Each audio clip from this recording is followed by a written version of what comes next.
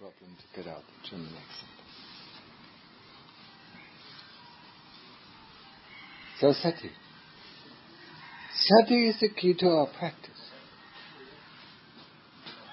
It's the only shortcut in the whole Buddhist scripture.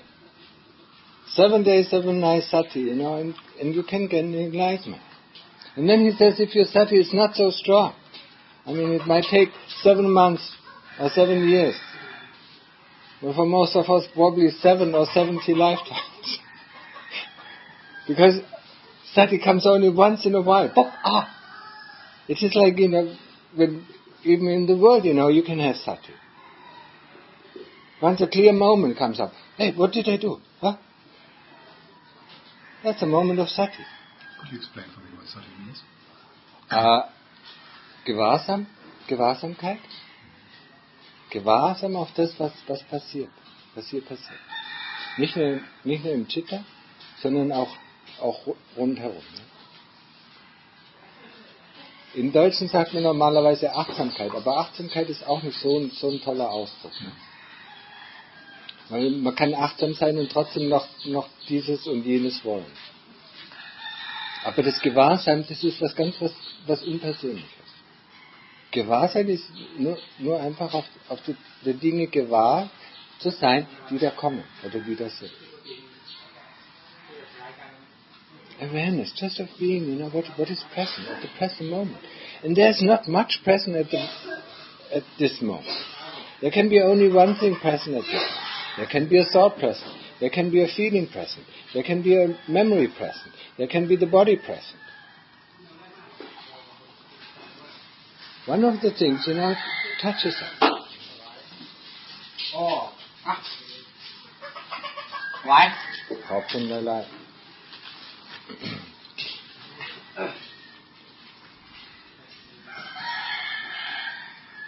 So, and we train Sati, by being aware of the breath coming into the tip of the nose. Knowing that the breath is coming in, knowing that the breath is going out. That's how we train Sati. Knowing that the breath is deep, knowing that the breath is shallow. It's a skill that we have to learn from scratch. Most of us. That's why I don't like to use words like mindfulness. Because mindfulness we know from the world, It is just, actually we are mostly half-minded or even quarter-minded. We are mindful of, we think we can do 3 things at the same time. We are mindful of driving and talking on the phone and, and some people even smoke a cigarette. So we think we can do 10 things at one time. No. The beauty about this, our present status is that we are a sequential machine.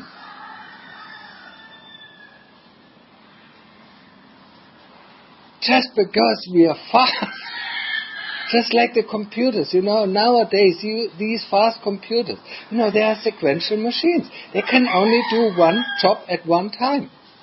But because they are time-shared or multitasking operating system, we think they can do all these things. No, because they can only do these things, because we don't have that much power to observe, how they switch the tasks. If we had, if our mindfulness or if our Sati was so great that we could see them, how they switch the task, and that's the same thing with us. Within the blink of the eye, the Lord Buddha teaches us that we have 3,000 mind moments. That's quite a lot. Are we aware of them? No. Every minute, and then, we are aware of one moment. So we missed all the other things.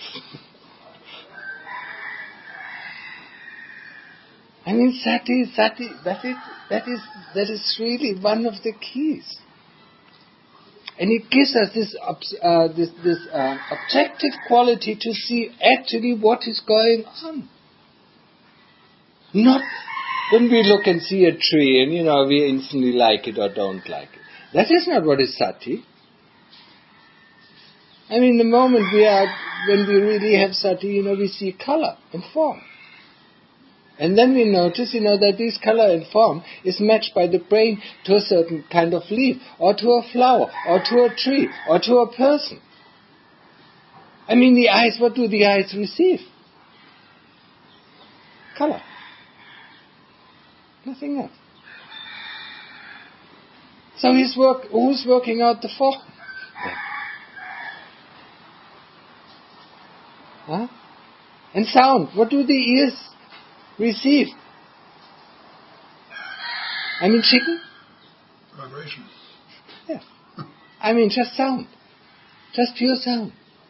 So, and who tells us that this is a chicken, this is a person, this is Thai, this is English, this is German?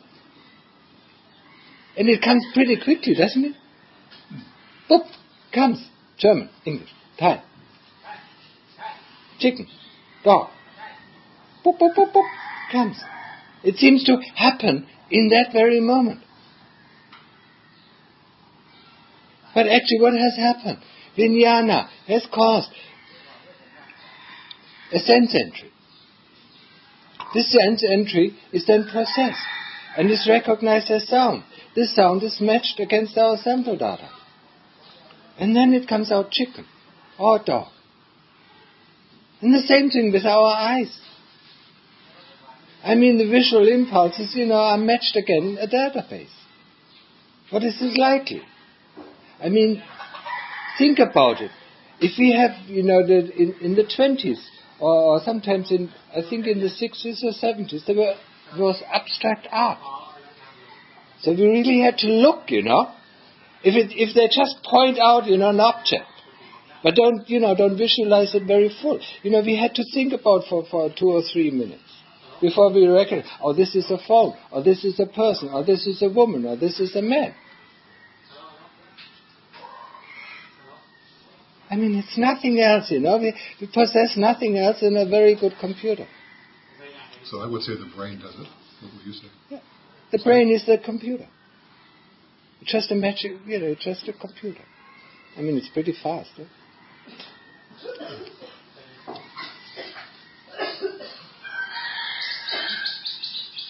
And once the computer is gone, what is left?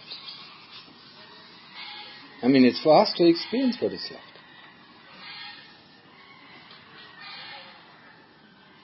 And how can we experience it? We can experience it with samadhi. We focus our attention. And that's where the hard part comes. The task is very simple. We focus our attention just on one point. That's the tip of the nose. Or for people who think alike, it can be the Buddha, Buddha, Buddha, Buddha, Buddha, Buddha, Buddha. And not to let go of this object. To know everything about this object. Just this object. Until the thoughts quieten down, until the thoughts disappear, until we reach the world beyond thoughts. And that is amazing in itself. The world beyond thought is the world of phenomena. It's a safe haven. And then we see, if we've been there long enough, we see how much thoughts, and especially memory, because both of them stop, are working up all our troubles, all our fears, all our doubts. Without a thought, there is no doubt. Without a thought, there is no fear. Without a thought, there is no worries. Without a thought, there is no loneliness. There is no sadness. It's amazing. Just that memory and thought itself, can create all these things that, we are mostly troubled by. And sometimes we are excited. But most of the time we are troubled by these things. And then we realize, when we have been there for a while, in the state of upachara, what is called upachara samadhi or access samadhi, when the thoughts really quieten down, when there are no thoughts, we feel like in a safe house. Nothing can bother us. But we still experience the world.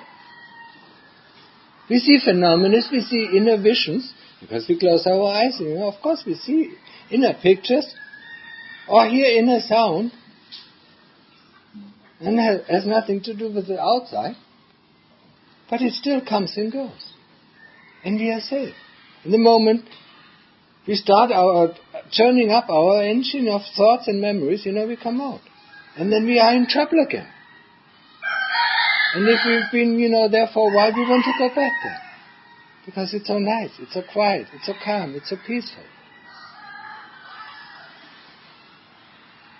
And now we go on, even in this state, in this state of phenomena.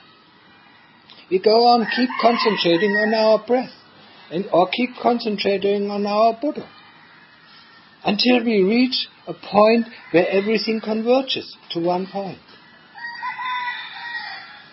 And this is the first wonder of meditation that we can experience. When everything converges to one point, the observer and the object observed converge to one thing. And what is that? It's just knowingness. That's all what we can say. All what we can say when we come out is that we are recharged and that we didn't sleep. We just knew. And it's the time where all the 5 khandhas disappear, are put aside for a while. There is no body. The body disappears the moment the mind converges, the moment the chitta converges, much better. Mind is not good. The moment the chitta converges to one point, the body disappears, feeling disappears. You can sit in the same position or you can stand in the same position for 6 or 8 hours without moving a muscle.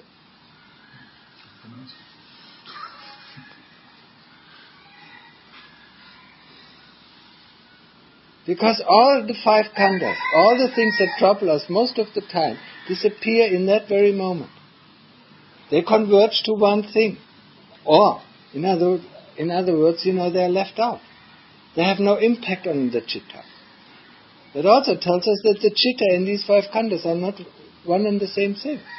The one thing that doesn't disappear is the chitta. Everything else can disappear. This whole universe just falls apart, becomes dust, and disappears. And the moment we wake up, it comes back again. It's just like deep sleep, where we don't have any dreams.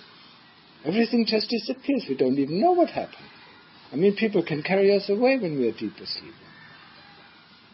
And when we are in samadhi, the same thing. People can carry us away, they can cut us up and we don't feel anything. When you're deep asleep, the moment they cut you up, you will wake up. But when you're really in deep samadhi, you won't wake up. You will know they cut you up. If you want to come back, if you see a chance to come back, then you might come back. Okay, here, hey, that's my body. Don't cut me up.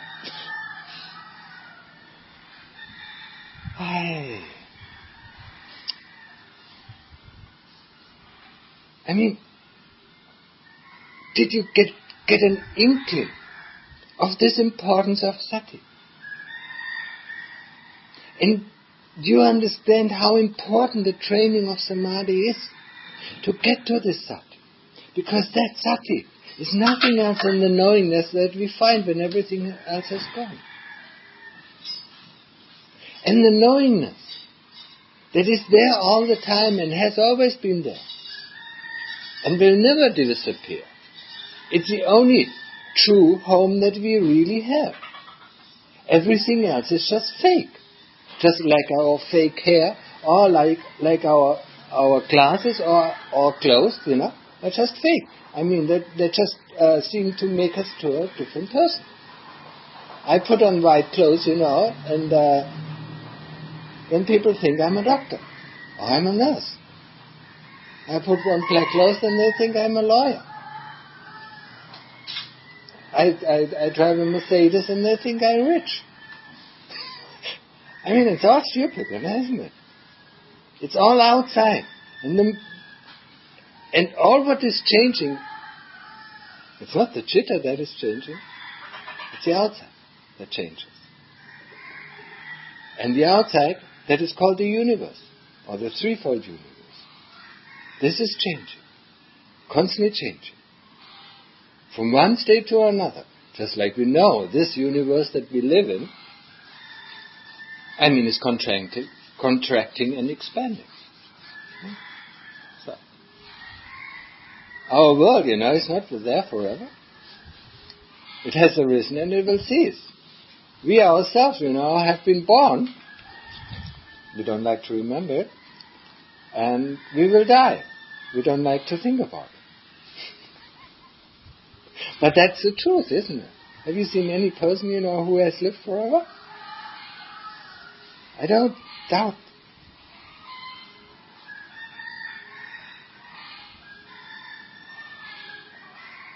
So first to train the mind to have Sati. And then we can do the work. Then we can do the work and see how or what way are we attached to these 5 khandhas, to these 5 groups that make us. Because what is us, what is mine, what is self, is nothing then a very clever combination of the 5 khandhas. It is just, you might not believe it, but just take the computer for an example. All what it has 2 states, on or off. But what we can do with a computer, it's amazing. We can write letters, we can write a book, we can format the book, we can do video editing, we can do audio processing, or we just can watch movies, or we can just listen to music. Isn't that amazing, just with 2 states what we can do? Now think of your 5 states. Now you understand the differences in all these personalities that are around this world. Because of these 5 states. And there's no end of combination that is possible.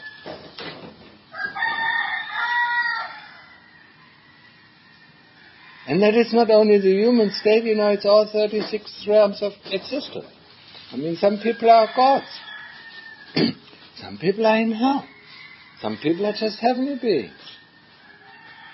Only a few of us are on this world. As human beings, a lot of them are animal beings, but most of them are down in the lower realm, as ghosts, as demons, as hell beings. So, just go from one state to the other.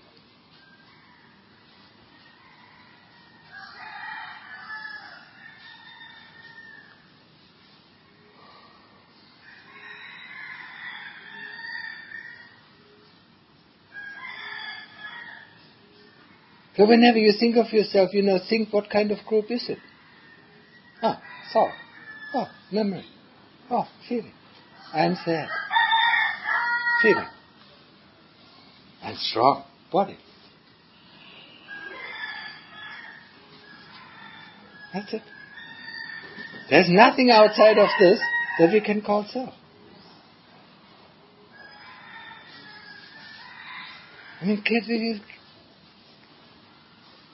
Can you grasp it? We know that the computer is an illusion. It's still useful. So it's the same thing with these 5 khandhas. They produce something, a meaning, that we call self, that we call I, that we call Ken, Gaia, or Atman. And if you look at yourself, just for the last 20 years, how you changed, how this personality has changed. Once we were a street fighter, and the next time, we're a peacemaker. Or one time we are rich, and the next time we are poor. One time we are king, and the next time we are just a beggar.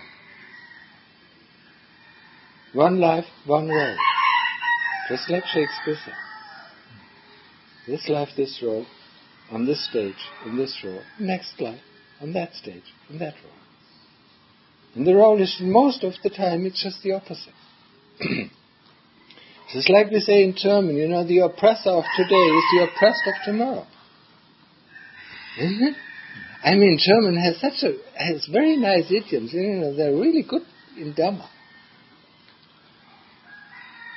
But we just hear them as, they are so natural to us. We just hear them and we don't even think about what it means. Where does it come from? But we all have one saying, and that is common for English and German, and that is, don't do unto others what you don't want others to do unto you. Why? For a simple reason. Because it all comes back to us. Whatever we do unto others, that will come back to us.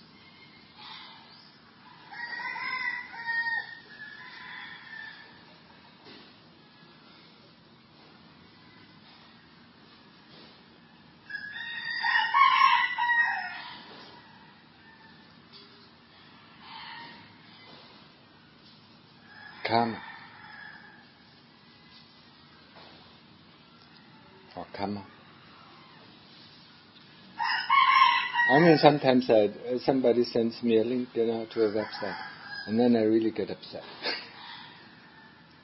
about the misunderstanding of Dhamma that happens in the West.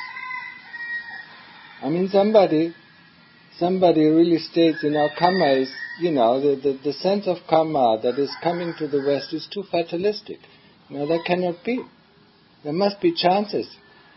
I mean, it's not all the time, I'm in shit, it's my own fault. Yes, it is.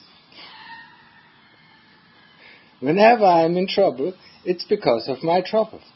Whenever I'm in a good state of mind, it's because of my karma. In one sense, it is fatalistic. If you roll a ball, it will hit, no matter what. Only if you see it, it's going to hit, you can divert it. But if you don't see it, it will just hit.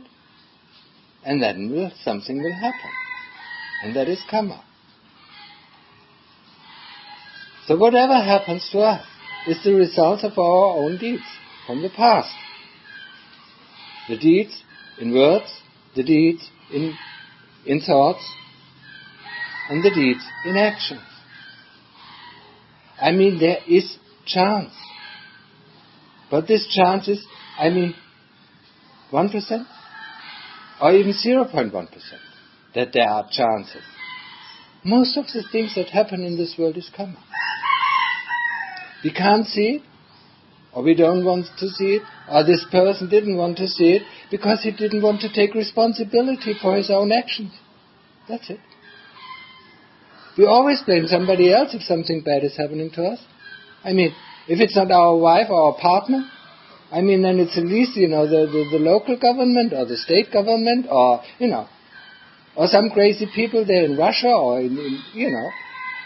or the Muslims or, we have so many scapegoats, we don't even think about them. We just look for one that is closest match, for this problem. And then we are free of our responsibilities because we didn't do it. Of course we did it. We did it. Just spreading these stupid ideas, just feeds to stupidity. People have to learn, the path of practice is to learn to take responsibility for one's own action.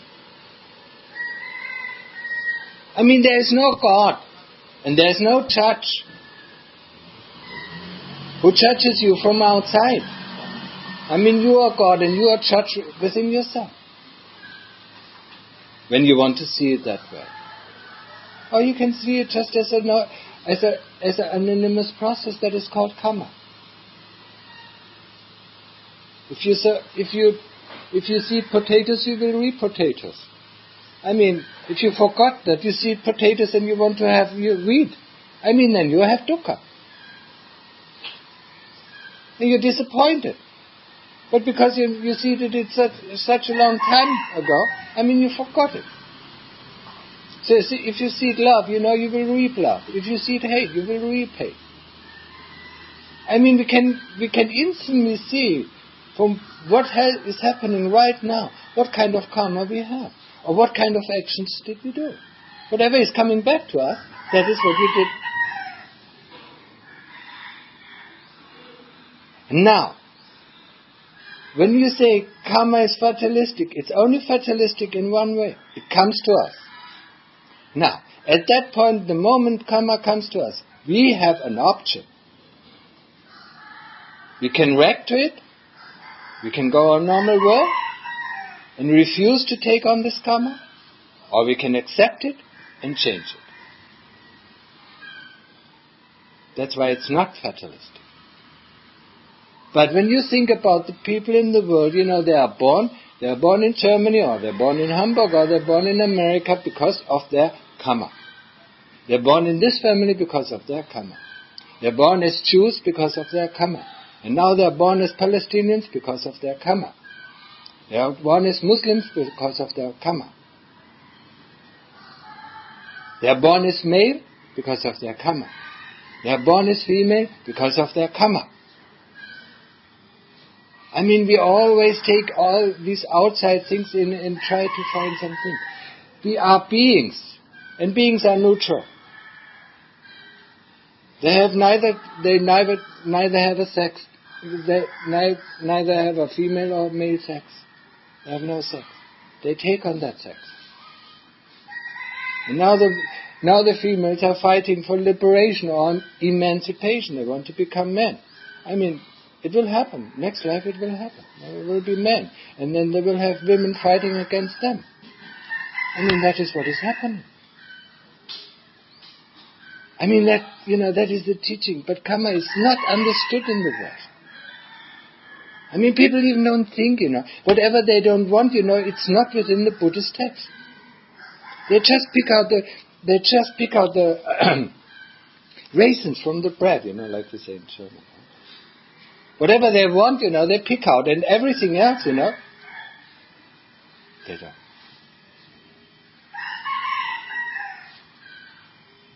That's not it. That's not Buddhism. I mean,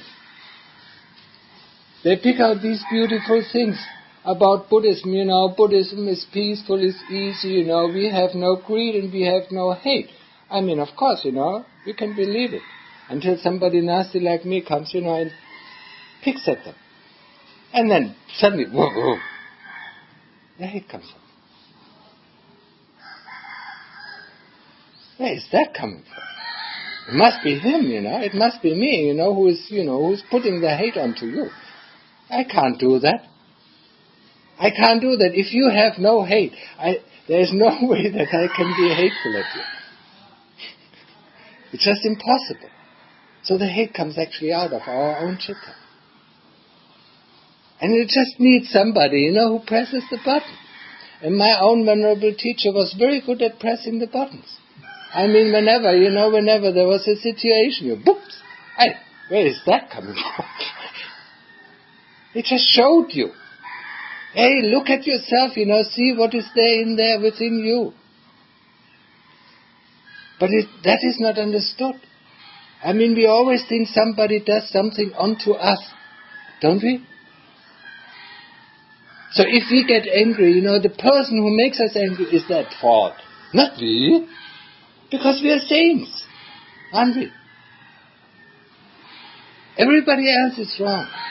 I mean, mostly our partner, or then our chef, or boss, or whatever is wrong. Not we.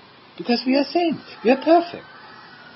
And when we look around, everybody else, we see the faults of everyone around us.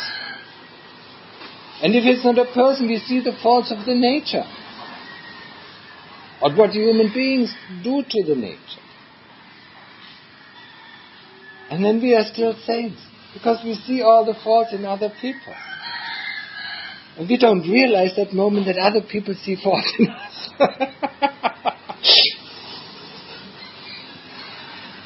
It never comes. I mean, this insight never comes, that other people, just look the same way onto us, like we look onto them. How strange, how deluded are we? How blinded are we? I mean, now we are completely blind. And I mean, the pop group Men at Work, had a very nice song, in the 70s or 80s, Blinded with Science. I mean, we are completely blinded through all our technology, through all our knowledge. We're not blinded through wisdom. Wisdom cannot blind. Wisdom is something that just knows. So we are blinded, by health science, by philosophy, by physicists, and so on, and so on, and so on. Economists. I mean, they tell us, this economic stock market goes like that. That works like this. That works like that. And why do all these disasters come up? Because they don't know. They don't know that the only law in this universe is karma. Whatever is put into motion will have its effect.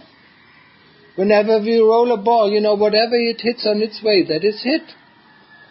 If we would understand it from this point of view, we would understand why these catastrophes take place. But karma, ahoy. I mean, Lord Buddha said, to understand karma is very, very, very difficult. Really. So people just pick, when the Buddhism comes to the West, people just pick what they want. Of course, that's nice, that's nice, that's nice. Oh, that's not so nice. I mean, in some of the suttas or in Anguttara Nikaya, in the short sayings, there's a statement of the Lord Buddha, where he talks to his monks and say, beware, the vagina of a woman is like a snake's nest. Don't put your dick in there. But we don't like to hear that, do we? We really don't like to hear that. And if you're a woman, we certainly don't like to hear that. But that's what the Lord Buddha teaches as well. Or he teaches something, that people don't understand. The simile of the saw. If 7 bandits take you, hold you down, and take a raw saw, and they saw you, cut you into bits and pieces. Not, not in a hole, just cut you off bit by bit. And if you have just one thought of ill will against them, you are not my disciple. Oh. Wow. I mean, he must be a saint already. Or he must have gone beyond greed and hate already, not to have a thought of ill will. Just thinking now. In this case of a woman, who's held down by bandits, is raped. So if she calls herself a Buddhist, and she has a thought of ill will or anger against them, it's the same thing, isn't it? Because it's karma. Whatever happens to us is karma. Just look at the right hand of the Lord Buddha Moggallana. He was pounded to death. They pounded him with stones to death. Or with wood gloves, or whatever. Until he was dead. Because it was his karma to die that way. He was an arahant. He was completely free of the kilesas. But still karma takes on. So the way of death, it tells us, whatever happens, it tells us what we did unto others. And I just look at myself, and I must have been quite an asshole in my previous lives. Because what is coming back to me, is not really nice. But I don't blame other people. I blame myself. And I find the root within myself. And that's where I remove it. And that is the end of this karma. Then it will not come back. So the first thing is, we stop.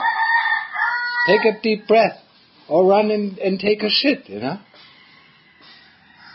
Just to stop our actions or our reactions towards this karma. And the next thing is to analyze it. Where did that come from? And then then we look within our heart. If we don't have that cause of karma still within us, and when the moment we find it, it sounds very easy. It's quite difficult. It's very difficult, intensive work, to find the root of cause of karma within oneself. Then one uproots it. That's the end of it. Job. End. Finish. Of that one. And then we get on to the next one. So actually we should see all the bad things that happens to us as good teachers. That show us, all the difficulties that we have within ourselves. Like I often say, the mirror is the world of oneself. Whatever you see in the world, that is within you. You're just projecting out.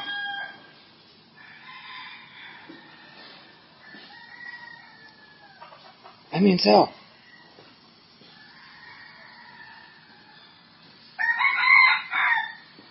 The truth of dukkha is not really understood.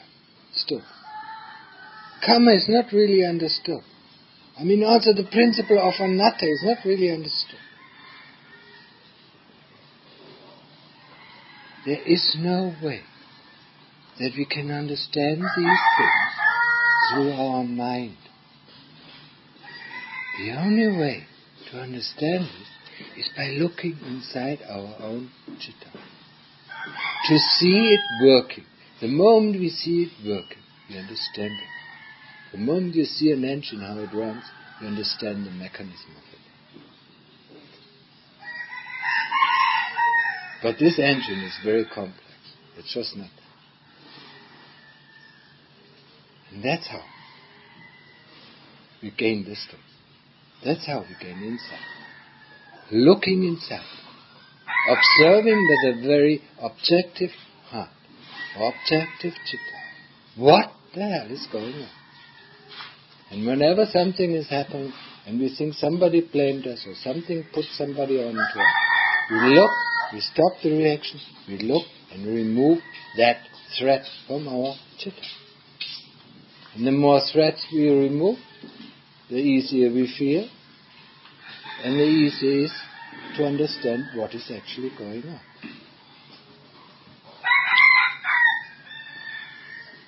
So, this is the path of practice.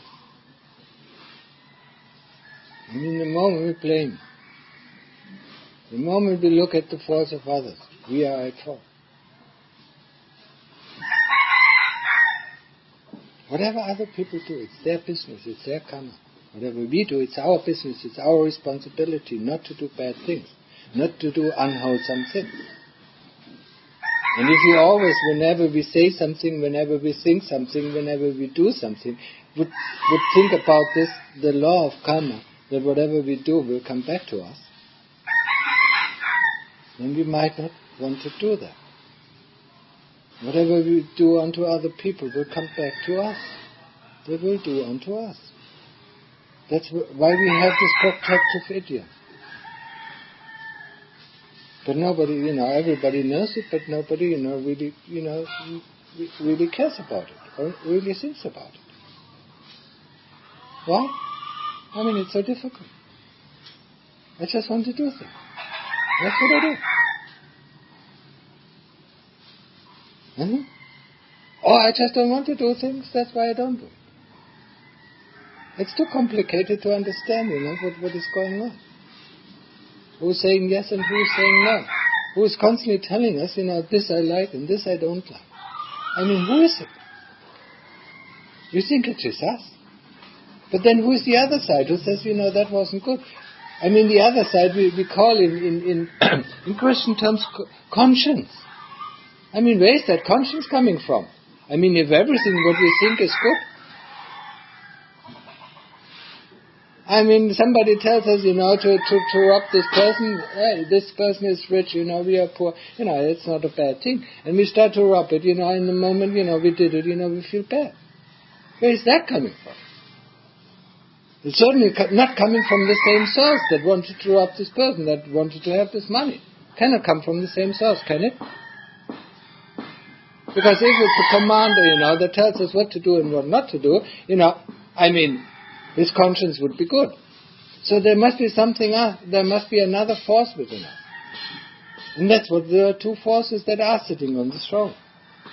The forces of Dhamma and the forces of darkness. Or in other words, avijja is the force of darkness. And Dhamma is the light. And they're constantly struggling for gaining territory. I mean, most persons, avijja completely roots, Dhamma is completely put out in some persons. Yeah? You call them cold-blooded, or, have no conscience, or so whatsoever. I mean, they completely removed, the Dhamma light from their heart. But it's not completely removed, it's, just very, very, very faint. Sooner or later it will come up. I mean, the moment they suffer in hell for 20 or 30,000 years, I mean, it might come up. Why did it happen to you? Maybe that question comes up. So, we have to fight that the Dhamma is coming on, or that the light is coming on, whatever way you want. That the good things, that the wholesome things, finding their way. But to do wholesome things, is always more difficult than to do unwholesome things. Isn't it? I mean, to give is much, much more difficult than to take. Especially, the more we like it, the more difficult is it to give. And now think about not only about material things. I mean, think about your ideas, your views, and your opinions. I mean, you are not ready to give in, especially if you're German. I mean, they fight hard. Whatever their view is, that's their view. And they fight, Isn't it? I mean, no matter in what, is it in a relationship they fight? Is it within our social environment they fight? And they always think they are right. They always think that. I know because I am. I mean, some people are more than that, and some people are less than that.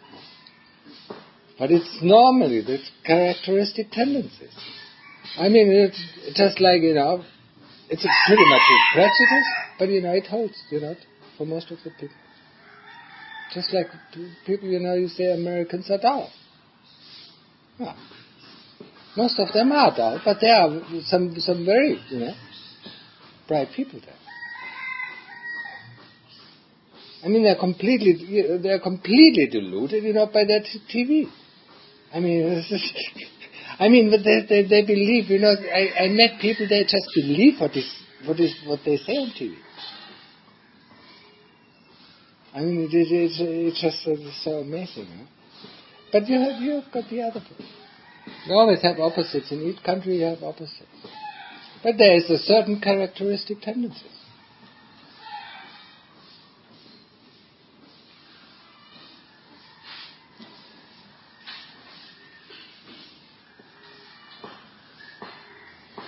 So, understand. If you want to understand these concepts that I'm talking about, you have to experience them. So what actually is the khandha, the body khandha? What is actually the group of the body? I mean, we can think about for the rest of the life and we still are not sure. But we can experience it. We can experience the memory khandha or association. Memory and association is one khandha, one group. You can experience the thought khandha. Short thoughts, not long thoughts. Long thoughts are intermingled with memory. Or consciousness. Consciousness is difficult. We can experience anicca, impermanent. We can experience anatta. That's not self. Because whatever you can observe, that cannot be self. Cannot be you. Cannot be mine. I can observe this is not, but this is not me. This spittoon is not me. I can do whatever I want to. I can do whatever I want to with this body. For the body we say it's me, it's mine, it belongs to me. For the spittoon, we don't say it's me, it's mine. So why is that? We can observe feelings. We can observe memory. So who is the one who observes all these things? They cannot be one and the same thing, can they? And that is actually leading us to the citta, to knowingness, that knows about these things occurring. That knows all along. And is not in the least troubled by any of this. So who is the one who is troubled? The one who is troubled are the kilesas all the time. They are troubled. They are worried that they will disappear. And why are they worried they can disappear? Because they know they are delusion. So they know that they are fake. I mean, a person who knows it cannot disappear, why should he be afraid to be disappearing? So whatever is afraid of disappearing, whatever is afraid of vanishing, let it vanish. And see what is the end. What is left over.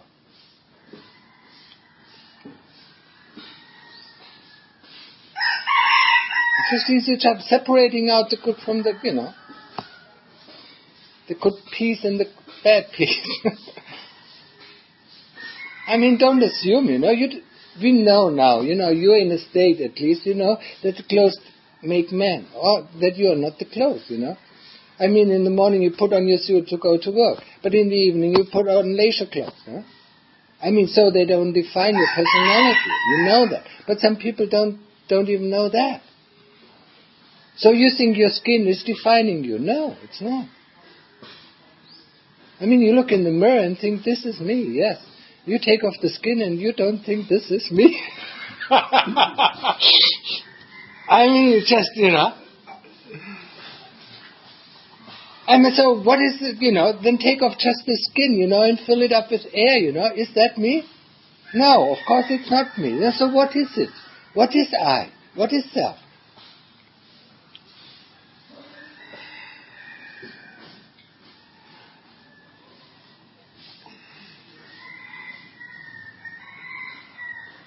I don't know. So leave it.